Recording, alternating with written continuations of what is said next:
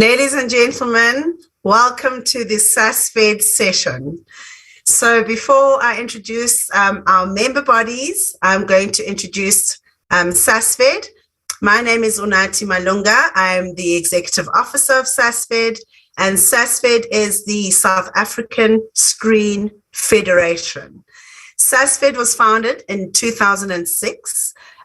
Based on government's call that they want to hear from one industry voice.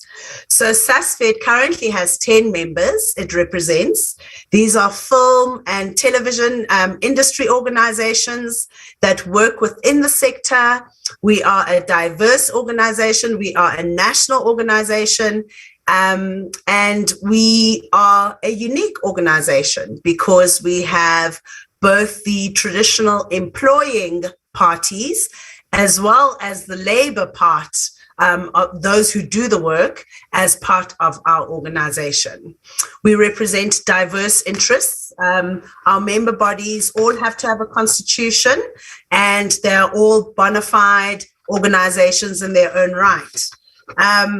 What's also interesting about SASFED is that we're driven by the particular interests of our member bodies. So for example, sisters working in film and television, SWIFT, have a particular interest in, you'll hear more about it, in gender parity and the treatment of females in the sector. Animation SA is obviously got to do with animation, and the documentary filmmakers, for example, is servicing the needs of documentary filmmakers. So together we work to empower and unify and strengthen the South African screen industry. We work together to protect the rights of our screen industry and all who work in it through self-regulation, because this industry is self-regulated. And we also lobby government wherever necessary to change legislation, to change regulations, to change policies in order to advance the screen sector. Again, we promote gender equality throughout our sector, and we transform the screen industry by opposing all forms of discrimination and oppression. We encourage all our members to also adopt similar policies as SASFED. So I think that we are known as the leading industry voice, and I think let's start with introducing all our members. Can we start with the Writers Guild? Kati, Thanks, Anati. Please go ahead and talk a bit about yourself, and talk a bit and tell us what the Writers Guild does. Writers Guild of South Africa. Thank you so much. I'm a writer-producer, and I am the co-chair of the Writers Guild of South Africa at this point. And the Writers Guild is, of course, representing all performance writers, including theatre, film and television, across various platforms. And we represent about 500 members. Many of those are full-time professional industry participants. And our sort of key aims are around ensuring a benchmark of professionalism, and also kind of the standardizing contracts and engaging with our fellow sort of stakeholders in the industry. So it's always a two-way street of ensuring that it's not just about how writers are treated, but also our job is to ensure that our writers are working towards benchmarks. And in that form, we also collaborate then with our international sister organizations that are also representative of their various writers. And that's a very important body to us, because it helps us deal with streamers who are not in the country but work in the country, and that's how we can then also assert pressure via international channels. So really, it's great to be here, and we work as volunteers. Everyone except for our lovely CEO, executive officer. Thanks. I'll hand over back to you. Thank you, Kati. Nick, I'd like you to please talk a bit about yourself, introduce us to you, and Gotcha. Thanks, Unati. So I'm Nick Clutie. I'm the current chair of Animation South Africa. We've been operating in South Africa since the 1990s, but we only formally incepted in 2006. Ultimately, all we are is an industry association representing the interests of animation professionals. That's our core focus. And we do that for a number of activities, which include making trading conditions more conducive to creating or maintaining work opportunities. So we inform policy, regulation, legislation, and any of the various schemes they have on offer within the South African borders. We also have initiatives which transfer and develop scarce and critical skills. We conduct or we participate in research, the finding of which sort of accurately reflect and inform future interventions. And we get involved in initiatives which result in more of commercial activity, so including the exportation of South African animation products and services. So one of the key objectives we have is the rollout of the coordination of attending key content markets every year. So the ones that focus on the B2B components, where we can sell products and services from SA. That is the core focus at the moment for ASA. Thank you, Nick. Mickey Riedlinghuis, can you tell us a bit more about the Documentary Filmmakers Association and how it differs from other producer bodies? Okay, thanks, Unati. Great to be here, and I'm very sad that my co-chair, Sivu Giba, has been scuppered by load shedding, who was going to present the session. So just to say, as an organization, we are here to nurture and develop doc filmmakers in South Africa. We're governed by a constitution established in 2008. We lobby and we input on policy that affects our members. And we engage as a body with industry stakeholders like broadcasters, funders, but we also work closely in the sphere of development. We're very much there when we say we nurture, we like to. Documentary is often the easiest point of industry, entrance into the audiovisual industry. And so we like to offer support to emerging filmmakers. We're a very open organization, and we even welcome people who are non-members to our activities because we don't want anybody to be excluded. And as such, we partner with academic institutions festivals, other learning bodies to offer programs and opportunities to established and emerging filmmakers. We've been lucky over the last couple of years. We've developed different programs, and we have task teams who manage those programs on a voluntary basis. And this has really allowed us to expand our presence and the scope of work that we do in the industry. And I'm actually really proud about some of these programs. Doc Love was the first program, which is our monthly screening initiative.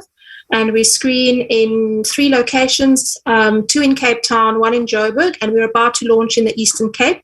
And we're hoping to come back to KwaZulu-Natal, where we previously did have a location. So we have these monthly screenings, and this is where we get together and share our passion for film, but also use film as a tool of engagement around issues. We have a learning initiative called Doc Share, where we run masterclasses and training programs. We recently hosted a session we called the Legal Tango around legal issues at the Encounters Film Festival, legal issues and filmmaking. Also, we ran a panel on ethics and filmmaking, very important subject when it comes to doc filmmaking specifically.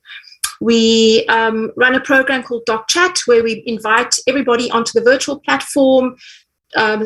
When I say everybody, I'm saying it's not limited to members only, to engage with stakeholders such as NVF, Netflix, SABC, Showmax, distribution partners. So a very engaging space. And we've recently partnered with Bertha House in Cape Town for an office space. I call it a partnership because we get the office space for free, but it's a reciprocity deal where we offer things back to the space. So we engage in their training programs, we offer them free screenings. And then one of our most exciting tools is our newsletter. We've got a great comms officer, and our newsletter goes out twice a month with opportunities for funding and engagements. And what have I missed? I think that's Doc Connect. We've got a program officer, Lamiz Ali, and she has an open door policy on a Monday. I mean, in general, but on a Monday, you can actually book one-on-one meetings with her. So if you're a filmmaker looking for a DOP, or you're looking for an editor and you want to be connected to people, she helps to connect you. And that's us. That is very interesting. Thank you, Mickey. I think you mentioned locations. We haven't spoken about how national our organizations are that we operate throughout South Africa. I like that open door policy because it means a filmmaker anywhere can actually make an appointment. They don't have to be in Johannesburg. I just want to get that point across. And you also mentioned some of the stakeholders that we deal with. There's a lot of work, as you will hear today, that goes into the background of what you see, the environment that makes it conducive for filmmakers to work. So I am very excited to introduce the Independent Black Filmmakers Collective, the IBFC. The IBFC joined SASFED during our COVID period, and we were very happy to have them in our fold. And Azania and Magantri, you are welcome to speak, introduce yourselves, and also speak about what the IBFC is about. Thank you. Azania, you can go first. You mute. All right, I'm going to be very brief, simply because I'm in quite a noisy area. Unfortunately, we have a funeral at home. But I should hear the little kids in Tembisa. I just being kids. So anyway, my name is Azania, co-chairperson alongside my co-chairperson Magantri. We run an organization called the Independent Black Filmmakers Collective. There's a lot of programs that we are doing, and I think that during this time, within the over the DIF and the DFM, and also part of Encounters, there have been a number of programs that we have run, of the detail of which Magantri will go through. We discuss, story, we discuss wellness.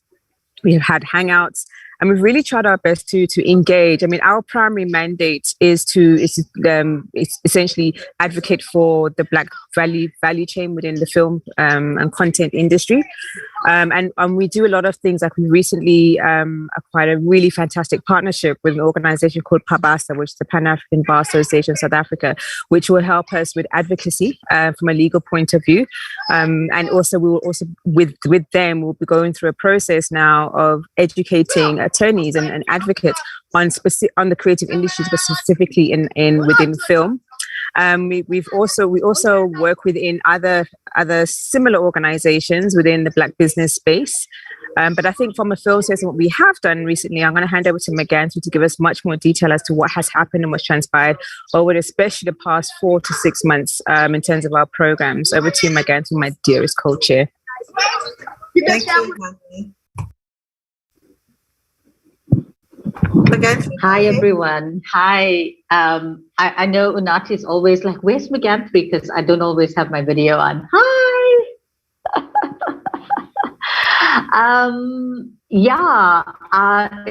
It's so exciting to actually be a co-chair and be doing this with someone. It doesn't feel so overwhelming. And I think we both have different areas that we're strong in. We have a very strong board, and different people, head up different committees. We have the wellness committee, which I'll tell you more about. We have our fundraising committee. We have our communications committee. So we've been, I think over the last 4 to 6 months, it's been very intense. We've had a series of sessions where we've invited women game changers to share their victories, to share their journeys. And that was just so amazing, because I think, yes, we do have lots of problems, we do have lots of issues, there's a lot of struggle, but we also thought, let's celebrate how far we've come, and let's celebrate the people who've been pushing the boundaries. So that was a very exciting program that we had. We will be embarking or we've started this process through our wellness committee, is to really look at this issue around mental health and wellness. And we've come up with something called the Izimbali Project. And so far, we've had a session at Encounters. We just had a session recently at the Durban International Film Festival. We hope to have a toolkit ready that can assist creatives and everyone in the industry with ways of engaging and addressing wellness and mental health. We're very lucky to work with people in the wellness space. So we will have experts, but we'll also have filmmakers who can speak into our specific issues as well. So it's going to be very focused, but it's going to assist, I think, especially with so many issues that we've had in a very short space of time, the impact of COVID on people's lives. There's just so much that, we have to deal with. I think as creatives, we just have lots of challenges in general, but specifically, so we're very excited about, introducing that and bringing different constituencies together so that we can actually create some kind of intervention. In the next 6 months, we were very excited and honored that we managed to get some money from Netflix for our transformation process, and we'll be engaged in an incubation process and placement of graduates. Again, we'll reach out to all our constituencies and all our allies as well, because we can't do this by ourselves in any event. So we've been very busy. We've been very engaged. I think we made a submission to Parliament around the copyright bill. There's a lot going on, and we're hoping that we can, keep pushing the agenda on transformation so that we can actually have more equality in South Africa. Thank you so much, Megantri. And I'm sure the audience you're getting a feel for how much work is involved, how many people are dedicated as volunteers behind the scenes on top of their own day jobs in making the sector work and making the sector benefit for you. The wellness issue is very, very close to my heart. So I'm glad, and I think Saga has done some work in that space too. So this is something that we are all thinking about and working on. So thank you very much for that. Another organization that has, Maganthri mentioned the committees that the IBFC has, and I know the Independent Producers Organization, the IPO, with its two chairs, Thandi Davids and Quentin Fredericks, are also here. And I know you guys also have a lot of people that commit their time to the IPO. So please tell us a little bit about yourselves and tell us what the IPO is all about. Thandi. Okay, so thank you. Quentin, go.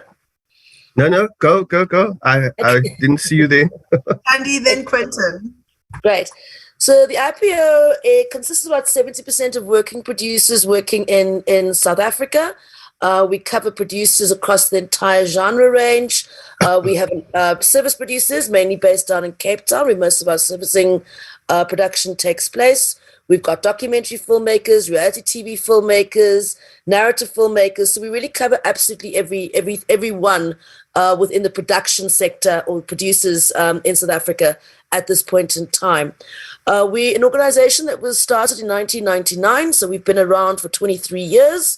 It's old. It's had its ups and its downs. It's had to deal with the transformation issues and still doing so that we do in the country as corporates in general, through our funders, etc. So I think definitely a microcosm of who we are as South Africa as a society. We engage really to try and make sure that producers and the issues they deal with are dealt with at a industry level. This includes, of course, the very big issue, the DTI, how that's impacting us being able to make films and television at this point in time. We engage with broadcasters, trying to set a terms of references, ensuring that we, pitching forums forums are up and running in place.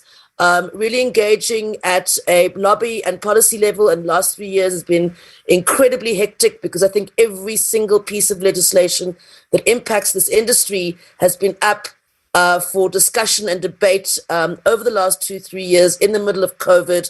So it's been an exceptionally tough time, I think, for all of us as industry organizations to have to go through this process and try and, for us, and unlike previous industry heads, being the ones that are kind of sitting here having to create the next 20 years of our sector and not just deal with what's happening on the ground at this point in time.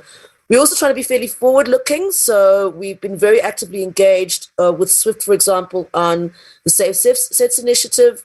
We're trying to ensure that on set we have more ICs so that we effectively make sure the behaviors on set around representation of intimate scenes which impact females more than men, but we've had a lot of interesting feedback from male actors about how they're finding this process incredibly empowering, although they didn't think it would empower them.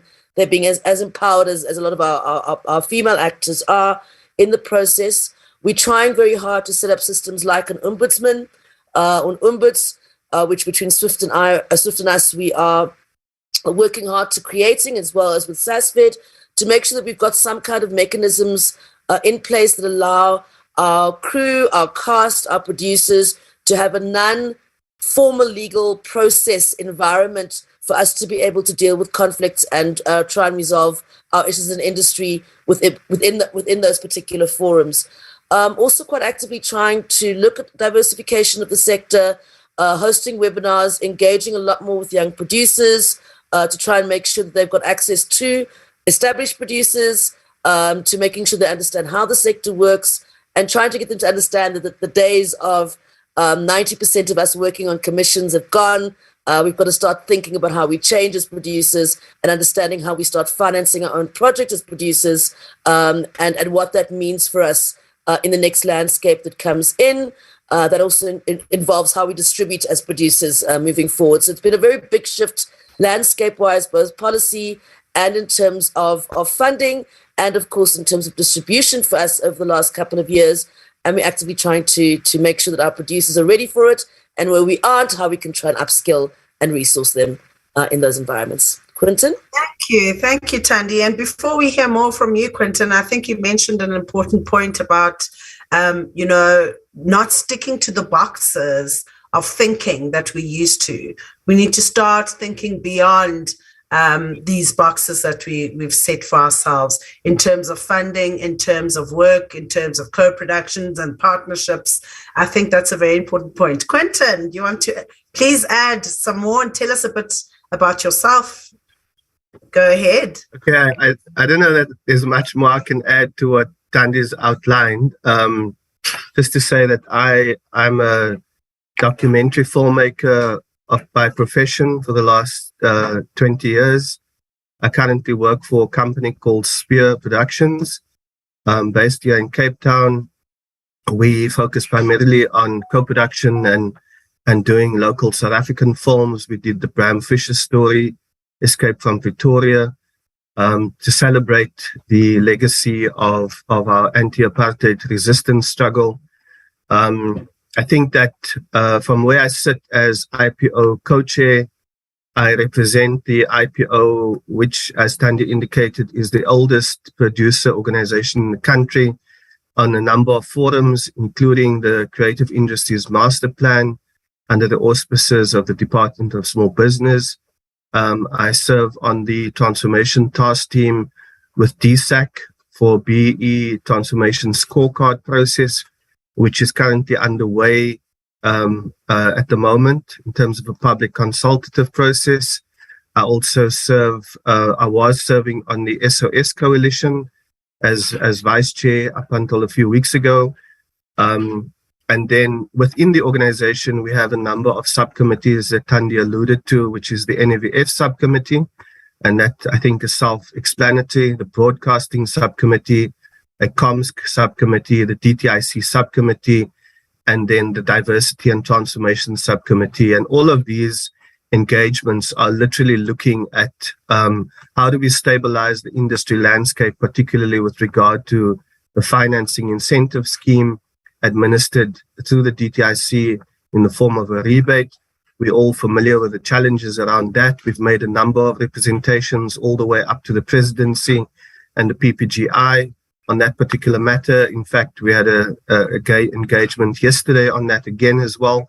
And we need to look at bringing international norms and standards into play in our industry when it comes to not only protecting producers, but also other players in the value chain. Transformation features prominently on our agenda, as does skills transfer and mentorship of emerging Black-owned production houses. We have a number of interventions underway, including a professional designation process with SACIA, which will give people who have not had the opportunity to acquire a formal qualification in the industry the ability to do so based on their many years of experience in the sector. Suffice to say that the IPO is a proud member of SASFED. We totally support and endorse all the interventions and activities and submissions that we are inevitably part of, and that United drives very efficiently in that process. We are challenged on a number of fronts in terms of capacity and resources, but our ExCo members are dedicated, long-serving industry professionals who give freely and very generously of their time, their expertise, and their insight to actually assist us in executing our mandate. So, yeah, that's it from me. Thank you. Thank you, IPO. What was interesting about what Kati mentioned, and Quinton also said he was a documentary filmmaker, but Kati's also a producer and she's a writer. And so we wear many hats. I don't know of one of us actually that just is only doing one thing. So you've got to be versatile in the sector. You pick up a lot of skills. You've got to continue upskilling yourself. And so talking about upskilling, let's go to Sisanele Ntembu, who is the chair. I was lucky this afternoon. We got the chairs of all the organizations here. Sisanele, you're the chair of Sisters Working in Film and Television. Could you tell us more about yourself and SWIFT? We call it SWIFT. Thank you. Yes, we'll try and be swift. Yes, Unati, I am by profession a broadcast exec, having worked for a number of broadcasters in the country and also in the US. I actually now have taken, some people will say it's a bold step to go back to production. And really why I'm doing it is to give back, to be able to assist particularly young Black females that are entering the industry and helping equip them with the skills that will position, mainly business skills, coming from the broadcasting side and bringing that experience and knowledge to be able to equip them to better position themselves in the industry and really to thrive and not just to see themselves as artists, but as business people. So that's me in a nutshell. I joined SWIFT because for obvious reasons, I'm a woman and I'm a Black woman at that. And we know, even following the study that was done about in 2018 on gender matters, that women advancement and development and transformation of the sector is a long way from being where we want it to be. And SWIFT is an organization that was formed specifically really to look at transformation within the industry, making sure that there is empowerment and access to equal opportunities for women. We represent women in front of and behind the camera. We represent women that are employers and women that are employees or rather workers in the industry. So we have a number of interests that we take care of, but we want to make sure that each and every woman has access to equal opportunities. So we advocate for change from an industry that undeniably remains untransformed, is historically imbalanced with a number of particularly white males still being decision makers. If it's not white males, it's white females, but we want to see the change. We promote career and personal development, knowledge exchange through skills training and mentorship. We really want to see networking within the industry. We believe a lot in the social capital of women and how we're able to come together and work together and advance each other. In a nutshell, we want our voices really to be heard, and we're making sure that we are represented on different platforms to make sure that we're heard and that our talent as women is recognized. We're not only speaking about talent in front of the camera, but how we're also portrayed as women on the screen, how the stories are told about us, and equal share. That's what we want in available opportunities, including access to markets and positioning of in the audiovisual sector. In this regard, we have three main pillars within SWIFT. We've got skills and mentorship. And in skills and mentorship, we facilitate the professional and personal development of women. We want an enabling environment for growth to equip women. We create engagement platforms. We have networking sessions, as I've mentioned, and we have key programs. A lot of people know SWIFT for the Safety Conduct Officer program and advocating for safe working spaces, but it's important that everyone out there knows that there is more to SWIFT than just creating safe working environments, which is very important for women to thrive. But we also empower women through different programs. We have the Industry Readiness Program, where we equip young entrants into the industry, not necessarily young, let me say new entrants into the industry, so that they know what to expect when they get into the industry. And we have workshops, we have master classes. So that's one of our flagship programs, the Industry Readiness Program. And last year, funded through PESP, we were able to over 200 women in total, including facilitators, benefited through this program.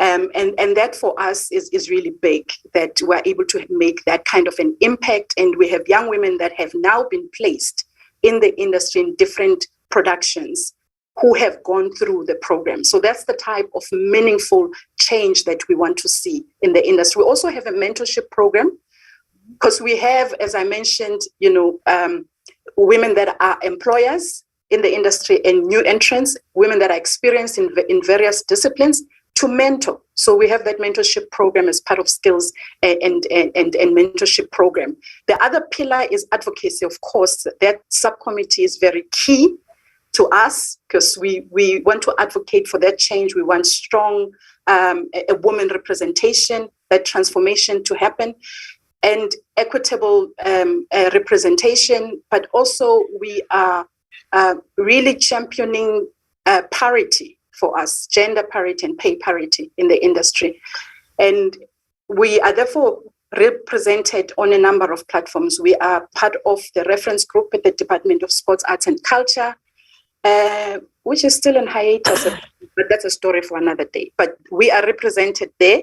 We are represented at the Department of Employment and Labor, and we lobby government in terms of any changes or proposed changes in terms of law. The last pillar that we have within SWIFT is a sisterhood cinema. We want those stories to be told, so and the films to be seen. We want to grow the audience and appreciation of work that is created by women. So we partner with various festivals and for tailored slots that will just show work that is created by women in the industry. One of our successful partnerships has been with ARIF, which has been ongoing now for 3 years.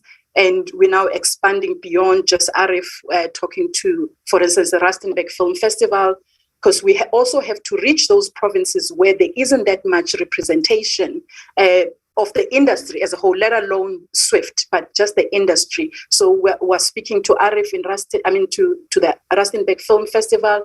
We're engaging with the Eastern Cape, Limpopo, where we also had the industry readiness program last year. So we want to have a footprint of SWIFT throughout the country and not just in the core production centers, which is Cape Town, Johannesburg, and Durban. And so through Sisterhood Cinema, we really want to honor and celebrate the women behind the scenes and also in front of the camera. In a nutshell, that's who we are. Okay, thank you. Pearl, you are here also from SWIFT. I don't know if Susanele left you anything to add, but you're welcome to add quickly or introduce yourself to the session. Is she still on? All right. Oh, well. All right. I did not introduce SASFED chairs earlier, and we have Quentin Fredericks. I'm not sure if he's still on. He had to run. Quentin, if you are on, please show your face again. And we've got Taryn. Quentin Fredericks and Taryn Edwards. Taryn, say hi. Hi, everybody. Great. Thank you. And Quentin? Great. These are current chairs at SASFED. We've decided to swish it up a little bit, and we rotate chairs every 6 months so that everybody gets a chance and we don't get complaints about, I haven't had my turn. And we also upskill our own very members in governance, in leadership, and leading organizations. So we're always looking to strengthen our memberships and even our very people. Taryn, did you want to say anything? I do. I want to say that our organization, the Federation, experienced a really, really tough time, the toughest time, I think, in our history during COVID-19, but even more so because we lost our beloved chairperson, Millicent Takalani Malotsi. And I have to do a shout out to her and acknowledge her for her vision and her contribution to leading SASFED through the most incredible time. And we miss her. And that's also one of the reasons why we share the co-chair, because we lost our beloved leader. Thank you. Thank you for that, Taryn. Yes, that was very special. Thank you. All right. So moving along, we've got guilds. And when we watch content, as we did during lockdown, we all sat in front of our televisions or screens, let me say. And, you know, we have actors within the South African Screen Federation. And without actors, where would we be? They are the face of the program. They are who we see. They represent all the content that's out there. And representing the South African Guild of Actors today is Carlin de Waal-Smit, who is the National Secretary. Carlin, please introduce and introduce SAGA. Thank you very much, Anati, and thank you for the opportunity.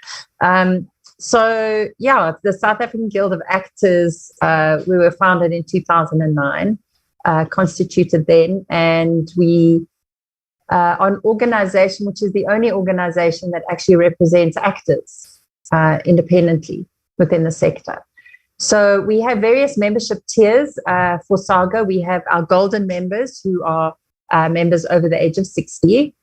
We have founder members, of which I am one of the founder members, together with some really amazing people, Stacey Comer, Zane Mears, Greg Melville-Smith, Hans Stradum, amazing people that came together with the vision of making sure that actors are protected. We also have our full membership, and then we have associate, which are aspirant professional actors in the early stages of their careers. And then we have student members, which are people who are currently studying to be professional actors. And we've recently launched a new membership called Patron, which basically is people outside of the industry who would like to support SAGA but are not professional actors. So those are Patron members who would then be able to contribute and be part of the kind of community of SAGA, if I could put it that way. So we're very excited about the new Patron membership, who is open to anybody, because SAGA is an NPO. We also have public benefit organization status. So any people who would like to donate obviously are able to get some kind of tax exemption certificate by donating to SAGA. Basically, we are a powerful, unified voice for professional actors. We promote professionalism in the performance industry. We represent the legal, economic, and social, obviously, rights of professional actors. And we're here to protect and enhance actors' working conditions, their compensation, and benefits. We have an executive committee of 9 members who are voted in every 2 years. We are all volunteers. In addition to that, we have an administrator, Dia Kanya Huma, who is the only paid employee of the organization. Everybody else is volunteers. We are quite big sticklers on governance. So we ensure that our monthly EXCO meetings are minuted, that we have our AGMs, that we have reports and budgets, and basically look at running a professional organization so that actors can benefit, and that we're able to slot into a very competitive industry when it comes to organizations. So SAGA, specifically through COVID and slightly before, has been the recipient of a number of various funding institutions, which we are incredibly grateful for, from the Department of Sports, Arts and Culture. We were part of the PSP. We were part of the SASFED initiative, the SASI Fund. And with that, SAGA has been able to upskill many actors. We had to create an online platform. Prior to COVID, we were doing in-person workshops, upskilling performers. And we obviously had to shift into an online portal. So SAGA has that portal available. It's free for anybody at the moment who would like to listen to previous discussions, panel discussions, information sessions. We also have various pillars within the SAGA banner. So we have the business of acting, we have activism, we have health and wellness, So all of these and then we have obviously the hard skills for actors, and all of these areas and conversations are available on our skills portal. I think in the time of COVID, we have had over 150 various facilitators that we've been able to pay a stipend to be able to share their knowledge and experience and expertise, as well as over 1,500 participants on our platform over the past couple of years. So it's wonderful to be able to have gotten out the information and the work and all of that stuff from that organization and from our skills portal. We also have the legal services of one of our independent attorneys called Kelly Cropman. We also have legal support from UASA, the United Federation Associations, who basically give us support if we are ever in a situation where where actors are seen as employees, because most often they're seen as contract workers. And that is where Kelly Cropman services come in very handy, because she deals with the contractual issues. So in the industry, we have many strategic partners, and not only UASA, who I've already mentioned, but UASA is a member of FEDUSA, which is the Federation of Unions of South Africa, and we then fall under their banner in order to be able to access a lot of parliament and government through federations, and not only directly through SAGA and UASA, who's our coalition partner. As you know, we are part of SASFED. We also are a member of FIA, the International Actors Federation, and we have been a member since 2012. Basically, the FIA is an organization, an umbrella organization with all of the unions and guilds and associations for professional actors around the world. So it would include some of the organizations that have been very, very supportive of SAGA, which is SAG-AFTRA, which everybody I'm sure knows, the American Union, as well as ACTRA from Canada, Equity from the US, and then Australia and New Zealand, are all part of an English-speaking group which lobby for the same interests that we would experience around the world in protection of actors. We also are a member of Recreate, which is also an umbrella organization dealing with IP, and specifically around the Copyright Amendment and Performance Protection Amendment bills, because obviously for the first time in 50-something years, actors would be given the right to own their image and to be able to earn from the exploitation of the work that they've done. So SAGA has been involved in lobbying with the Copyright Amendment and Performance Protection Amendment bill since 2009. So it's something that is very close to us, and we're hoping that we're in the home stretch in the next year or so for us to be able to have government pass those bills. SAGA, additional strategic alliances that we have, we are proudly have memorandums of understanding with SWIFT, as well as the PMA, the Personal Managers Association, who I think will speak after me. SAPAMA, who's an organization also based of acting agents. We also have an MOU with Actors Spaces, who is an organization that also advocates for actors and upskills. We recently have become a member of TADA, the Theatre and Dance Alliance. We also have an MOU with the South African Stunt Association, with OSCA SA, the Agents for Background Performers. We also have an MOU that we've signed with the KZN Film Commission. And more recently, we have been engaging with the Eastern Cape Development Corporation with getting out the voice of actors and trying to find out what's happening in the Eastern Cape, because it is an area that now is going to be exploited and used for the most amazing locations and infrastructure that we can, as the industry starts to develop. So the Eastern Cape is now the next big bang that we're waiting for. And we're quite excited because SAGA has been down to the Eastern Cape twice already. Once last year with the information sessions in both East London, Queenstown and Mthatha. And this year we've been able to go to Makanda for the National Arts Festival, as well as the film festival that was happening at the same time. So we're very excited to be engaging in the Eastern Cape a province.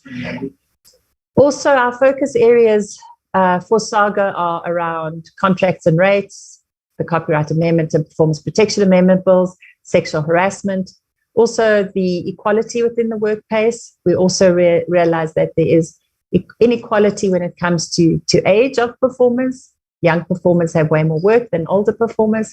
And then also you have the gender parity, which also is a significant inequality. SAGA is also punting for social security for professional actors. And one of the big things we also are involved with currently is with the Department of Employment and Labour, looking at how we can protect actors with working conditions and rates and contracts. And we're working quite closely with a number of the organizations that we have agreements with and MOUs with. Lastly, SAGA has been awarded professional designation by SACIA in November 2021. And we're very excited because that will basically allow professional actors to be seen as professional and to be able to offer that kind of professionalism, expertise, skills, and being able to bring hopefully really fantastic magic onto screens. So that's not quite a nutshell, but that's who SAGA is. Thank you so much, Carlin. I'm sure you all never knew actors could be so busy, an actors organization.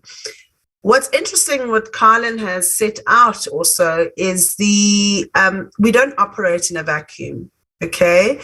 All our organizations have international affiliates, friends, partners that they work with. We've got partnerships going with other stakeholders, with members between themselves. I think you mentioned an MOU with SWIFT. And so we are all trying to work together for the good of the sector. We may differ on many, many things or not so many things, but we all do join together and we all are trying to work together for the good of the sector. So I'm going to now introduce Althea Greenland, who, actors have managers. Very many actors have managers or agents. And we have, as a member of SASFED, the Personal Managers Association, represented here by their chair, Althea Greenland. Our chair, the SASFED chair, Taryn Edwards, was chair of the PMA for a very long time, and she's just recently handed over to Althea. So please feel free to add to anything Althea has to say, Taryn. Althea, please introduce yourself and introduce the PMA. Thank you so much, Unati, and thank you for having us part of this. The PMA is a membership-driven association. We have been around since the early 80s, and we currently represent about 36 professional talent agents / managers. We have a constitution, and we have a code of best practice. We always striving to implement and facilitate best practice, cooperation, effective communication between agents, managers, and the relevant clients that they have in the industry. Collectively, as agents, we have over 50 years experience in the entertainment industry. So we have utilized the knowledge to maintain best ethical and business practice and have ensured that we keep up with whatever the international trends or standards are. Part of our objective is to assist in creating an environment that prevents unfair exploitation of performers and agents. There is no institution that you can go study to be an agent. A lot of our members come from some sort of performance background. So we have members who used to be actors, we have members who used to be dancers, who used to work in crew. So a lot of the work we do comes from a point of real true passion, because we have been the performer, we have been the person who needed a representation. We have realized that there is a real need and necessity for upskilling and for mentorship. So when you do become a member, you generally would have a mentor within our association that would assist you in the first year. We have always had a very open policy to assist with any agents who are coming into the industry, because there is no real place to go study and be an agent. So sharing our knowledge has been so important, and it is what has helped us as an association to ensure best practices. We are also activists, as I mentioned, for performance rights, and we have also lobbied on various levels with various stakeholders in the industry. It's very much a volunteer-based association. All our members are running businesses full-time, so everyone serves on a variety of committees that we have. We have a television committee, film, theatre, voice. Recently, we've had to start a social media committee as well, and our various agents offer their knowledge and their skills to the different committees. You get various type of agents in the industry. You get character agents, and you get who generally deal with background actors, extras, and then you get model agents. We specifically focus on actors who are professional, who earn their living predominantly off performing. Most of them have either studied or have gained some sort of professional experience. So those are the performers that we represent. It's important to also say that, you know, as agents, I guess there's always this perception put out in the world about what it is that we do. And it's very important to mention that we are in partnership with our actors. We have to consult them on any contract or any financial deal that's been made. It's very much a business partnership between agent and artists. And, you know, we facilitate opportunity for them. We facilitate the audition process. We facilitate the contract negotiation, the financial negotiation, but it is very much a partnership between agent and artist. We are also very much aware of the fact that the industry is consistently changing and consistently updating in this new time that we are living now, with information being so freely available. So we are constantly reassessing, and we are constantly looking at how we can better ourselves as agents and how we can assist new up-and-coming agents. I have been quite taken aback by hearing from young drama students, what do you want to do with your career? And a lot of them have said, I'd like to go into talent management, which is so interesting because that wasn't a thing 20 years ago. So we've seen and we've identified the necessity for upskilling and mentoring and making sure that our members abide by our constitution and run ethically and practice best business practice within the industry as a whole. Thank you, Althea. Taryn, have you anything to add? No, that was perfect. And we're really proud of our new exco, and we look forward to the contribution they're going to make. So, yeah, nothing to add. Thank you. Great. I hope that enthusiasm for talent management doesn't come from a certain momager.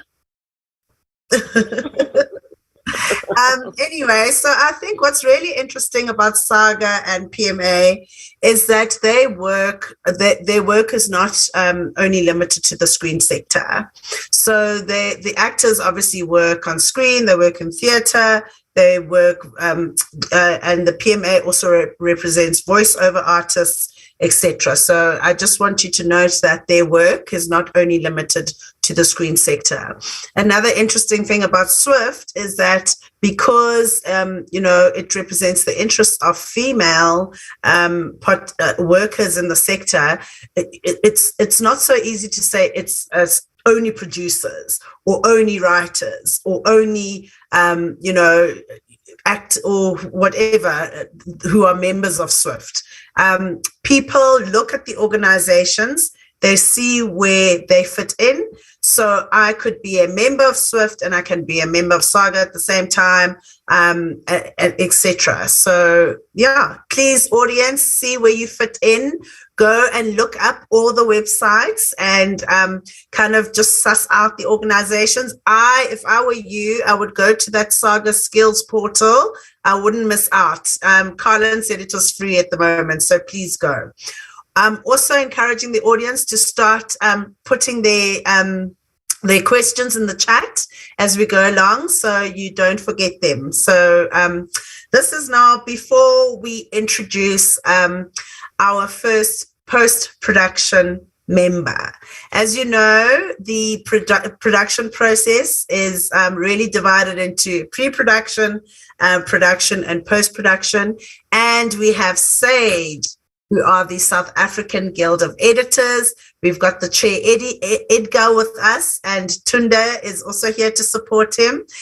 So Edgar, tell us a bit about what editors do, what you're about, how did you get into editing, what SAGE is about? Yes, my name is Edgar. I'm the chairperson of SAGE, and I'm also a managing director of a full-service post-production company called Post Up Pictures. And for those of you who don't know, SAGE is a voluntary non-profit organization which represents film video editors, assistant editors, sound editors. And since we started in the early 90s, SAGE has become a recognized player in the film and television industry. And apart from the roles I've just mentioned, SAGE is also generally a community for all post-production professionals to get together. And earlier this year, we ran a VFX editors workshop with Netflix and Tempo in order to upskill more people to anticipate more productions that are going to be made through Netflix. Tempo, which we partnered with Netflix. Tempo is an international umbrella organization that SAGE is a part of, that also has other guilds and editors organizations all over the world.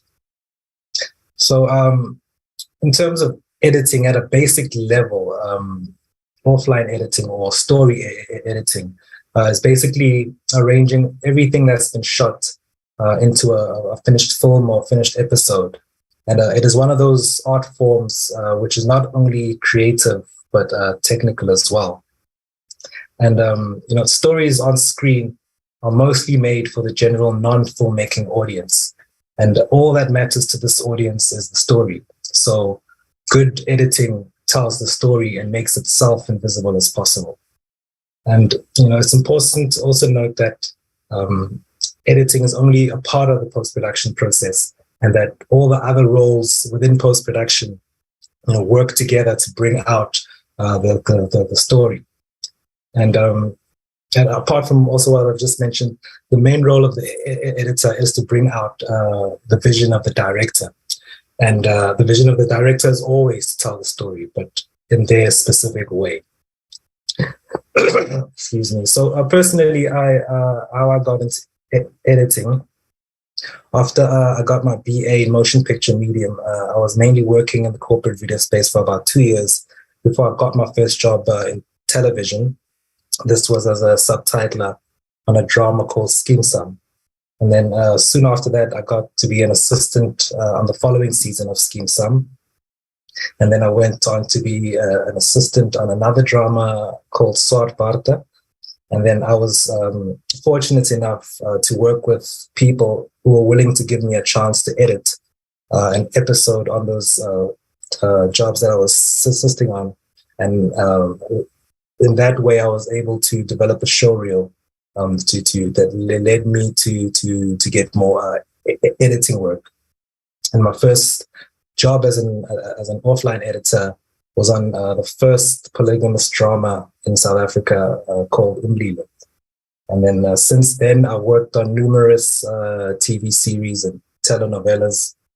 More recently, I worked on a feature film called The Road Less Cycled by Nathan Rice, which was shown off festivals all over the world, including DIFF last year. And I was also brought on to do additional editing on a Netflix feature film called collision. And I currently work through my company, Post-Up Pictures, as the senior editor servicing productions with post-production services. In terms of the editing landscape in the country, I'd say it's changing. It's rapidly changing with more technological advances, and more productions being made due to more broadcasters entering the country, more streamers coming in, and because of this, there's a demand for high quality post production that can complete globally. And with that said, South Africa, I feel, is equipped with highly skilled professionals, and where we are lacking is experienced assistant editors, because as most people, people don't usually assist for long, because unfortunately in this country it's not financially sustainable. So most people would want to move on to something else instead of just building their careers as an assistant editor. Whereas all around the world that it is possible, where in this country it's not as possible. But I do feel that on the ground, there is a real appetite from young people who are eager to enter the post-production market. Thank you. Yeah, that's me. Thank you. I think what's so inspirational is you set out how you started out. I mean, subtitling. I mean, I think that's amazing. So we build. Sometimes people want to come into the sector and they want to be like head director or artistic director. It doesn't work that way. We've all come from somewhere. We've all worked very hard to get to where we are. So I think your story is inspirational. Tunde, do you have anything to add? Yeah. Hello, everyone. If I may add to what Edgar just said, I think post-production, especially editing, is probably the only industry where I often tell younger people that it's probably the only industry where you don't get served coffee as a newcomer. You get working almost immediately. And it's a creative field, and in as much as it's very technical, your technical knowledge helps you tell the story, and it's a very collaborative field.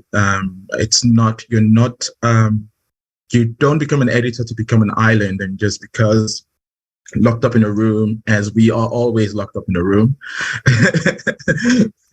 and you're always getting feedback from everyone throughout the editing process. And it just doesn't lie on the picture editor as an individual.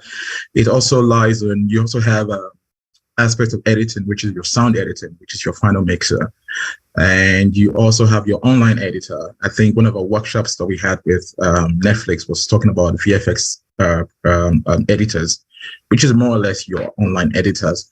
And it cuts across every genre. It doesn't matter what genre you're working on. You can be editor for a documentary, a feature film, or corporate video, just as Edgar mentioned. I think a lot of editors also started from corporate videos, because I also started from corporate videos. Although I initially started as an animator. I'm a member of Animation SA, and I'm also an executive member of International Colorist Guild, which comes up next, I believe. And yeah, thank you so much. Thank you so much. Do you want to go on and tell us about our 10th member recently joined is the Independent Colorist Guild of South Africa. Do you want to talk a bit more about that, Tunde? Yes, I can. Independent Colorist Guild is it's part of an international organization, Independent Colorist Guild, but this is the South African arm of the guild. It's set up to cater for your colorists in post-production and also your digital imaging technicians, which is called the DIT, and sometimes we call them data wranglers. But then also they are, I believe, planning on, it's a new organization, so they're planning on a masterclass coming up, I think, towards the end of the year, I think sometimes in September. And they also cater for taking care of when it comes to post-production workflows, especially from production to post, because your digital DIT is like a bridge between the two. It's one of the skills where we are lacking as well, and a lot of people shy and run away from it because when it talks about post-production being very technical, DITs are very, very, very technical. That's one of the most technical part of post-production. And also, like as I mentioned, it caters for the colorist. A colorist is someone who designs the mood of a film, tells stories through colors, mood. Either it's horror, is it going to be desaturated, is it going to look colorful? For example, your comedy and things like that. And these are the things we don't even think about. You know, we think about the picture, we think about the actors, we think about the music, but we don't really think about the grading of the color. Absolutely fascinating.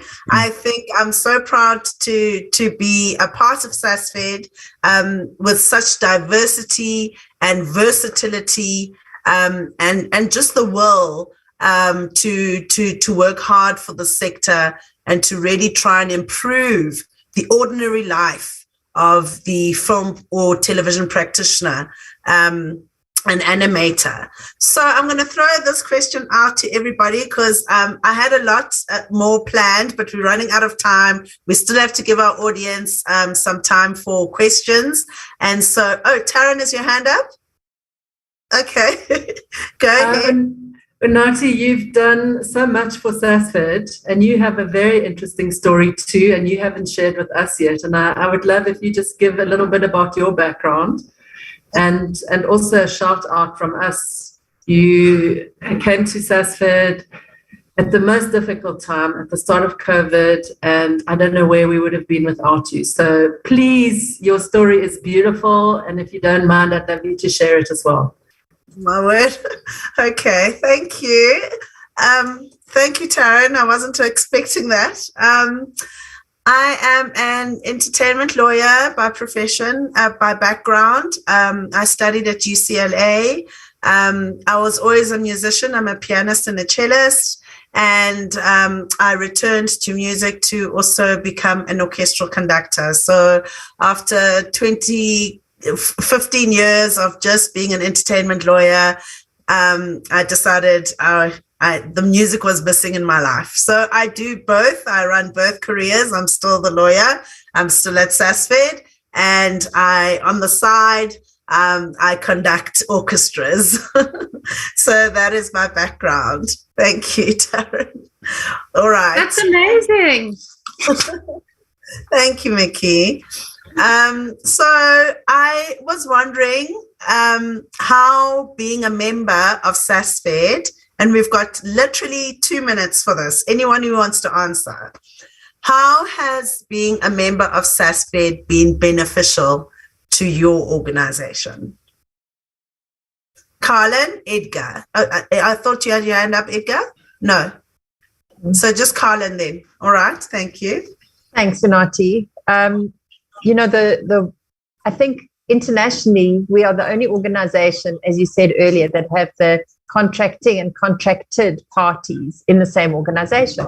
So for the first time ever, we have actually managed to sit with the producers of whatever nature, whether they are, you know, the IBFC or the IPO, and with, you know, the PMA, the talent agents, to sit together and to be able to discuss what the issues are.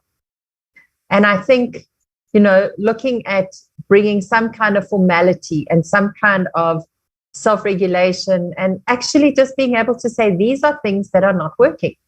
And for producers to say these are things that we're really battling with. And being able to sit together to look at solutions and also to understand the other people within the value chain. So, chatting to Tunde and chatting to, Pearl, understanding what do they do? Where do they fit in? And I think it's brought a huge amount of unification within the industry to go, we're not alone, we're not isolated.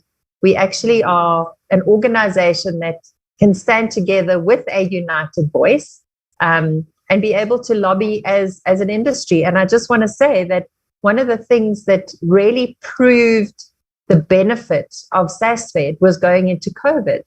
And the fact that all of the organizations came together to look at what the COVID protocols could be and basically giving it to government to say, this is what we think. And basically they copy and pasted. So it's really beneficial. Thank you, Colin. I saw another hand up. Mickey, did you have something to say? Thank you, Colin, for that input. Thanks very much. I think Colin said a fair amount of what I wanted to say, just to recognize how important it's been for us as the DFA to be a part of this network and how we appreciate the collaboration. But also, I think, just to pick up on what the last point on COVID, I think it really showed the importance of being organized, of showing solidarity, of having strong networks. As a creative sector, we faced massive challenges and there weren't security nets, and none of us that I know of are part of massive corporations where there are buckets to help us when the main bucket runs empty. And so to have been organized and to be able to lobby on behalf of creatives, really SASFED proved its worth and its place in the industry, and I'm incredibly grateful for that. Thank you, Mickey. Edgar, our last input on this particular question. Go ahead. I think for us it's very beneficial because as we recently, the National Archives contacted SAGE in order for us to help them with the National Archives, and because we're part of SASFED, it's a conversation that we can easily take to the rest of the industry, because everybody should be involved in preserving all the productions that we make. So I think being part of SASFED helps us to be able to filter that communication through to everyone. Thank you, Edgar. So we face a number of challenges, and like I said earlier, we don't always agree on every issue that comes our way. But we did want to give you a kind of example of an issue that we have to deal with. We still have to deal with. We've been dealing with it, but we haven't resolved it. And that is the issue of UIF. So we saw with COVID, the Minister of the Department of Labor went out and said, freelancers are not going to get anything. They're not going to be getting any relief. I mean, there was utter panic. We were shielding suicide calls from the SASFED side, people calling, crying, wanting to support their families. And we saw that there was no security net and that we were the missing middle. The creative sector and the freelancers were the missing part, where everywhere you turned, everybody was being provided for but the freelancer. And now one of the problems was that freelancers do not get UIF, which is unemployment money from the Unemployment Insurance Fund.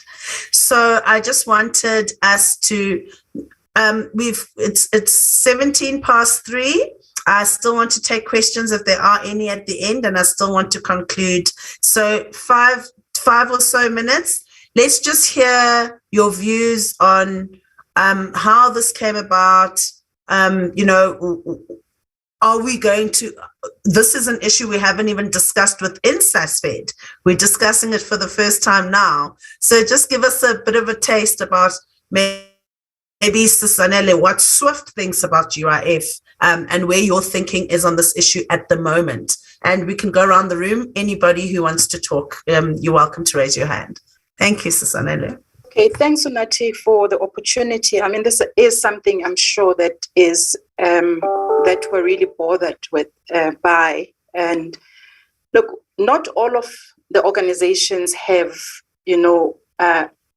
large numbers or memberships, or small, depending on the organization. So the thinking was to look at SASFED as a federation and how we contribute as members of these different organizations to one fund, not necessarily directly into our organizations, but into an independent fund, perhaps under SASFED. And of course, I don't have the answers yet, but that was the thinking, is that collectively, we can be able to do something which we are not able to do as individual organizations, because some of us might not have, the necessary membership. And the thinking is that the contributions that are made into the fund, I'll call it the SASFED fund, from that contribution, then we pay the insurance company. It's deducted from our membership fees into that fund itself, so that it helps to sustain. A fund that is then available should there be, unfortunately, these things happen when people are unemployed, as in the case of what happened with COVID. But I think collectively, if we can, as organizations, contribute towards that, and the money comes from there into the insurance, that would be the way to go. I've not worked out in my head yet, but it's something that I've been thinking about. Okay. Thank you for the idea. As I said, it's also not something we've discussed as a collective. So, Carlin, any thoughts? Your thoughts then? Saga's been advocating for UIF for a while already. And I am aware that there are discussions happening at NetLab currently around looking at atypical workers and UIF. And I think the exciting part for me is that at least the conversations are starting, and they have been there. And I think the impact of what COVID has done has really highlighted it to government, where we, as you say, we've fallen in the cracks of not being able to be protected. I think the one thing, having looked at this in many different ways, is the challenge to us and to government is, if you are deducting UIF from a freelancer, how do you know what it is you need to pay them if they become unemployed? And that becomes the actuary's nightmare, is to be able to ascertain what that looks like. So, I mean, Saga has some interesting ideas, to take your last two tax years returns, and, to look at the average earnings and base it on that, and divide it into a monthly, and you can base it on that, or 3 years, or whatever that is, so that people who are unemployed are not unemployed because they haven't worked at all. They're unemployed because they are contributing, and therefore are able to get that benefit. Also looking at, I don't know whether it would be possible for individuals to be able to pay for UIF. So, I know that it's that kind of the, employer and employee in the standard sense, but it could be the contracting party and the freelancer. But imagine if the freelancer was able to pay it themselves, the 177 Rand or, per month, to be able to be protected if they can prove their earnings. So I think there's definitely some creative ways that we can actually have a look at trying to solve this and get protection. And if you think about, from the actor's point of view, we have actors who are on long form, who are on soaps, telenovelas, and it may end after 2 years, 15 years, and then what? They're not able to, in that transition period between, being on a first call and exclusively with the long form into freelancing again, there's this gap of transition. So it would be wonderful for those people to be able to claim UIF for that period of time. That's my 5 cents. Thank you, Carlin. Can we have a view from a producer maybe who has a different view, or anybody else who has a different view? Susanella, I see you. We've got 8 minutes left. Is there anyone who wants to offer a view from a producer's point of view? I mean, I think from the producer's point of view, it's definitely a discussion we need to engage in. We certainly do not want, a lot of our producers are freelance producers too. You know, I think when we think of producers, we think of companies, and some of us are not companies. We are completely part of the gig economy as well. So I think really for us across this thing, it's an absolutely important area to talk about. The issues around how that is managed and administrated are, of course, going to be, it's always sticky in the details, as they say. But from a principal perspective, I think we definitely need to be protecting ourselves and making sure that when we do hit periods where we can't be employed as freelancers, whether we're a producer or an actor or an editor, that there's some kind of a protection boat for us, if I could put it that way, for us to be able to look after ourselves. Thank you, Thandi. I think that's a significant point, because we don't ordinarily think of producers as being part of the gig economy, and the fact that they're also freelance producing. So that's a very important point. Susanella, you are the last comment before I conclude. Yeah, I just want to say, I mean, I completely agree with Colin in terms of that it has to be individual contributions. That's definitely something we have to engage with the insurance sector in terms of that, directly with the insurance sector. For me, as a federation, what I'm wary of and what we've seen happen during COVID is waiting on government or any other, whether it's NEDLEC or whoever. They might have our best interest, but we've seen how we have fallen through the cracks because there isn't necessary policy in place to take care of us. So for me, it's very important that we be proactive, because ultimately we become affected individually, you know. So we need to start engaging the insurance sector as a federation, representing all these workers in the industry, these freelancers, these atypical workers in the industry. That for me is key, and not wait for government or any other, whether it's NEDLEC or whoever, because they've dropped us before and they will drop us. And we know how slow the wheels of government, you know. So that's just the one thing that right. We had already started engaging the insurers in terms of the pandemic insurance during COVID. So I think they know exactly who we are. So it is just a matter for us to pick up and discuss amongst ourselves, find a way forward, and we act on it. So, ladies and gentlemen, I don't seem to have any questions. I would like to thank the chairs, firstly the SASFED chairs and the chairs of each and every organization who has joined us here today. Thank you so much for taking the time out to explain what your organization is about. And, you know, hopefully people can go, we've given them a bit of a taste, and they can go and find out more about the organization. I just want to say I'm very excited about the sector, because it is a sector that we continue to contribute rapidly to economic recovery and stimulation, because we quickly create jobs, technical to unskilled. So there's not a lot of barriers of entry. We generate the local economic activity. We attract investment, including foreign direct investment. And again, semi and unskilled or semi-skilled people can learn, they can acquire skills quickly, and they can develop a career path. Not many sectors offer what we offer. We play a vital role in preserving and the telling of our heritage, our cultures, our local stories. We promote tourism locally and internationally, and we create work for other creatives, whether it be from music, from composition to performance, the visual arts, graphic and other design, and for other small businesses and individual companies like your caterer, your transport guy. I mean, we create so much work for them. And so to the audience, I want to say that these sector organizations, which are primarily volunteer driven, people give up their time and you get the benefit. And so we need you to assist and help join. They create opportunities to better understand the issues affecting our sector. They contribute to the understanding of efficient and effective policy, regulation, and sector standards. We create a professional environment, and we create training opportunities.